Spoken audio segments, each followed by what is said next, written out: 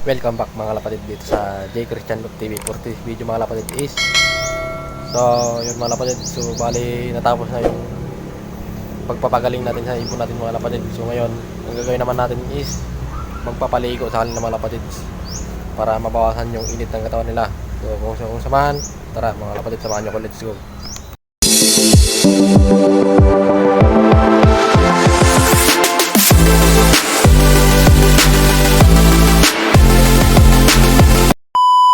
So ayan mga kapatid, so tapos lang natin nagpainom ng probiotic sa kanila mga kapatid. So ayan, so magaling na yung mga ibon natin mga kapatid. After 3 days natin silang quinarantin at binigyan ng gamot mga kapatid. So ayan, magaling na sila lahat mga kapatid. So papaligo naman tayo ngayon mga kapatid para mabawasan yung init ng katawan ng ibon natin, para maging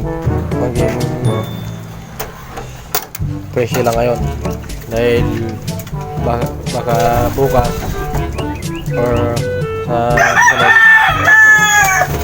sa susunod na araw isimulan na naman natin ulit silang itos mga kapatid. Ayan. So ayan mga kapatid, so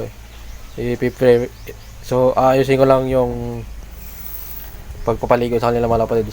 So yan, kukunin ko lang yung pagpaligo sa kanila mga kapatid para masimulan na rin nilang maligo mga kapatid, dahil kakatapos lang din nilang kumain mga kapatid at uminom ng probiotic. So dyan ko na sila pinainom dahil kunti na sila, hindi kagaya noong araw na marami pa sila. So yan mga kapatid, dahil marami na rin nawala dito sa ating loob, marami nang nawawas. Puro YB na lang yung natira. So yan mga kapatid, kunin ko lang yung pagpapaliguan sa nila. So yan mga kapatid, so natimpla ko na yung paliguan ng ibon natin. So sisitap ko lang itong camera sa loob na mga kapatid, dahil sila mismo ang maliligo mag-isa, hindi lang sila papaliguan na isa-isa. So mismo sila talagang maliligo. So yan mga kapatid, so set up lang natin tong camera.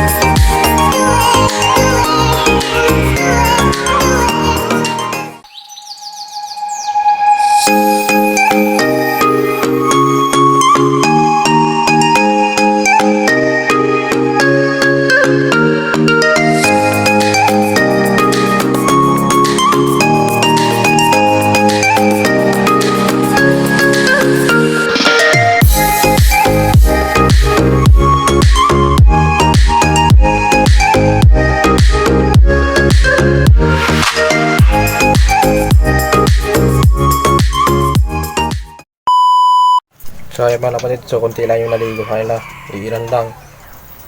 So yun. So dito ko na tatapusin yung video natin mga kapatid. So like and share and subscribe. Ingat mga kapatid.